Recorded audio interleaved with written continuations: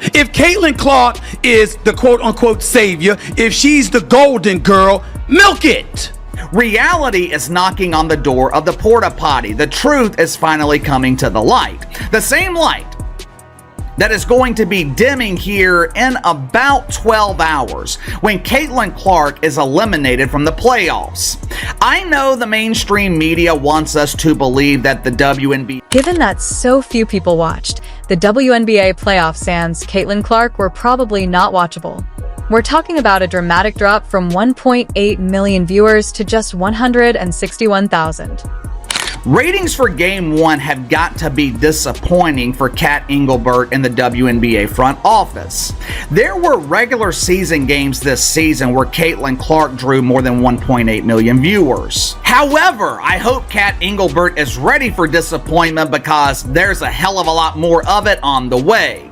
There were 3 other games in the WNBA on Sunday night. Everyone is now questioning if the WNBA is truly in danger without its newest superstar, because that is a nosedive rather than merely a dip. Caitlin Clark is clearly a catalyst for a business that was, and let's be honest, Caitlin to some degree financially saved the WNBA. It was hemorrhaging money for years. Some people get famous on art. Let's talk about Clark for a second. She changed the course of events rather than just showing up. From merchandising sales to new sponsorships to television ratings absolutely going through the roof to attendance to sellouts at basketball games to all-star games with record attendance both in person and on television. It is safe to say, North America, that the Caitlin Clark effect has taken over the WNBA at this point. The WNBA would be dealing with empty seats and embarrassing TV numbers without Clark. IT was entirely up to her to turn the Indiana Fever from a team that no one cared about to a playoff contender. Can you imagine going from nobody to someone that quickly? WNBA ratings are embarrassing without Caitlin Clark. 0 games have sold out in the playoffs. Outside of Caitlin Clark, there was not a single game that eclipsed 500,000 viewers. Hell, they weren't even close to doing that. Once she is eliminated. As we'll discuss why this is so crucial for women's basketball, consider how the Indiana Fever went from being just another team to being a playoff contender, all thanks to one individual. The question is the WNBA putting all its eggs in one basket? And what happens if that basket breaks? Woman is box office, plus she can play. And the combination of the two would ultimately... The worst part is that, in addition to changing her team, Caitlin Clark is rewriting the entire WNBA playbook. Let's put this in its proper perspective. When I think about Caitlin Clark, the operative word that comes to my mind is gratitude. When we talk about Clark's rookie season, we're not only talking about amazing figures, we're also talking about measurements that basketball historians take notice of. I'm just looking at some of the numbers here. When we talk about league attendance, the Indiana Fever, all right, with Caitlin Clark, led the league in attendance both home and on the road. Fever averaged 17,000. In her playoff debut, Clark became the first rookie in WNBA history to score at least 25 points, bring down 5 rebounds, and dish out 5 assists. Not only are records being broken, but new benchmarks for excellence are also being set. We see the capability on the basketball court. She can shoot, she can handle, she certainly can pass, okay? I look at it from that standpoint and I say mad respect. Are there other players in the WNBA? Clark scored 18 points on average. Who else has scored that many points in the playoffs? He averaged 5 rebounds, 8.5 assists, 2 steals, and 1 block per game over the playoff series. This stat line has never been matched by any player in WNBA history. Now that we're in Michael Jordan territory, you might be asking, wow, those are some impressive stats, but what does this mean for the league? Let me share a thought with you. Because at the end of the day, with her WNBA rookie season complete, let's see it. Most points by a point guard in a season in WNBA history. Most double-doubles by a rookie guard in WNBA history. Most points by a rookie in WNBA history. Most assists by a rookie in the history of the WNBA. First WNBA rookie to record 2 triple-doubles. First triple-double by a rookie in WNBA history. Would have overlooked the fact that the Indiana Fever were in the league before to Clark, but they now had to watch television. Career 10 or more assists in a game.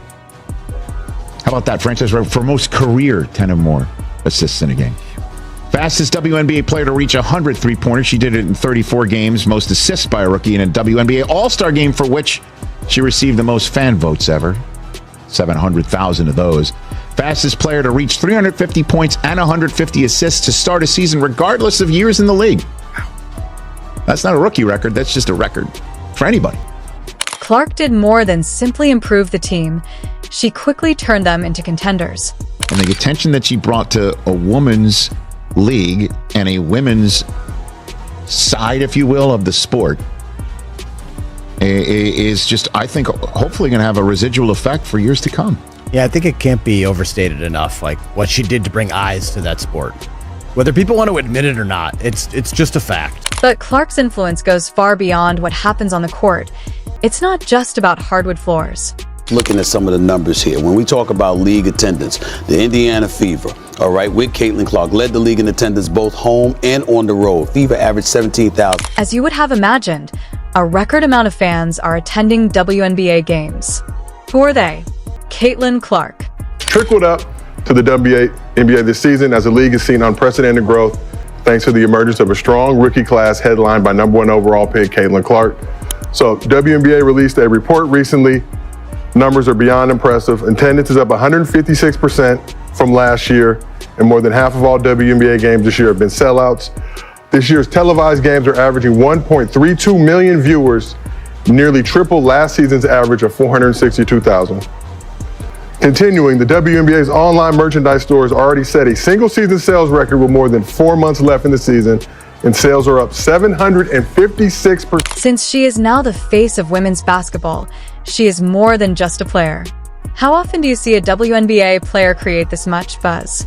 Clark is attracting not only basketball fans, but also people who have never attended a women's game. The WNBA has seen record-breaking numbers this season in viewership, ticket sales, merch sales, and just overall growth of the league. She is giving the WNBA a renewed sense of importance, but this is where things get complicated because Clark has grown so quickly that it seems like the league is depending on her.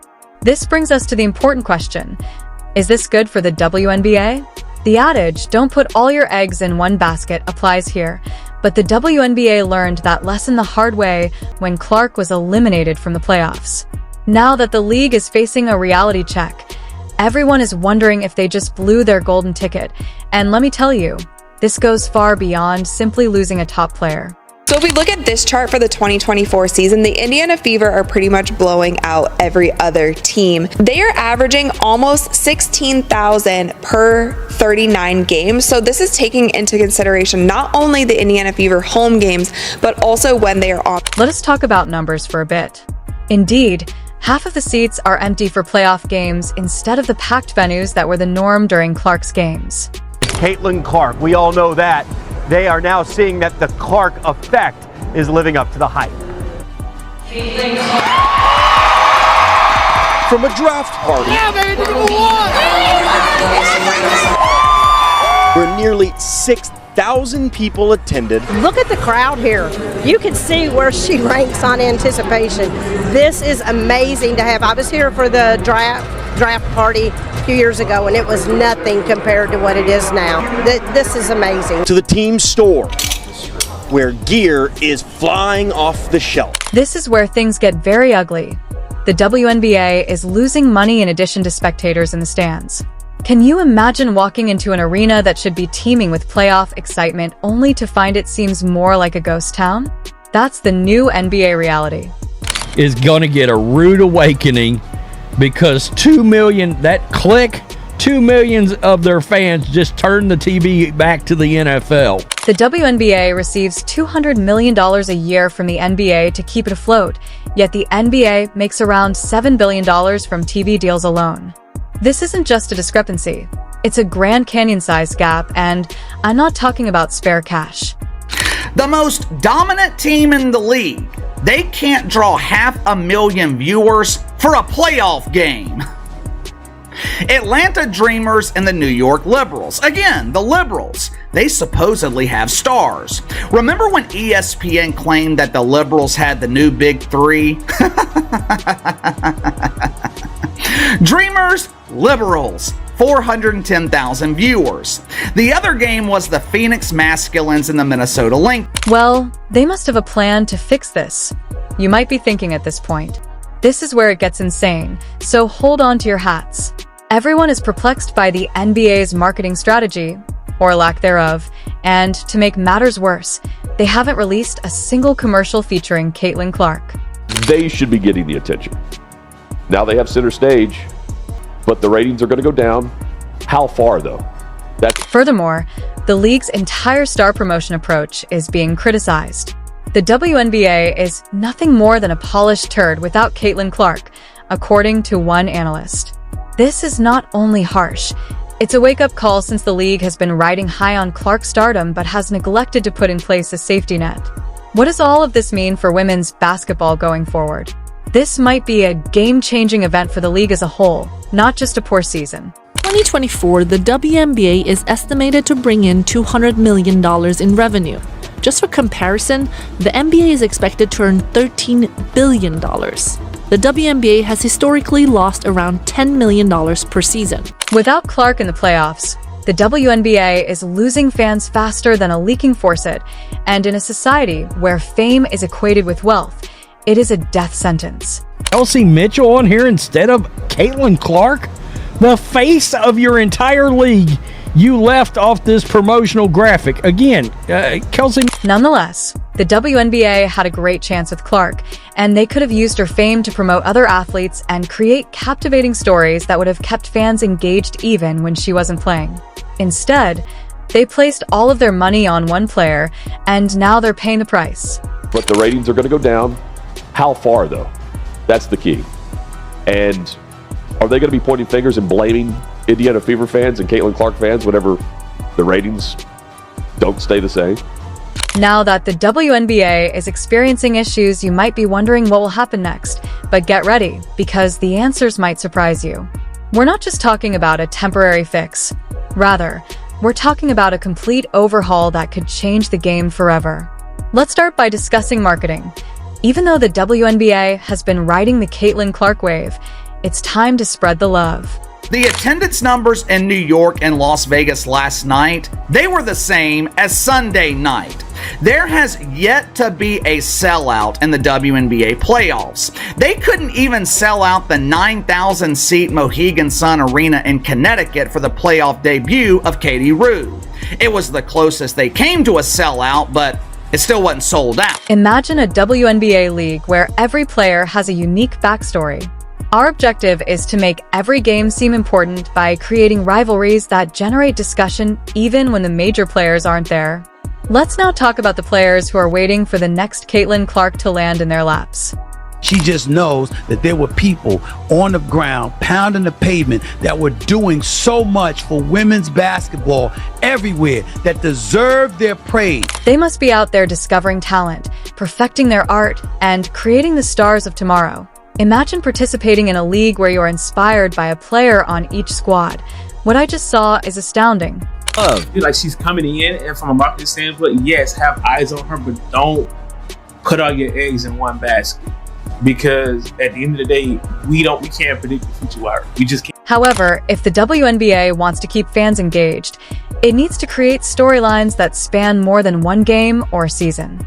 We're talking about creating team identities, igniting intense rivalries, and giving fans something to cheer for even on their favorite players' bad nights. And let's not forget about the money. The WNBA needs to seriously consider diversifying its revenue sources.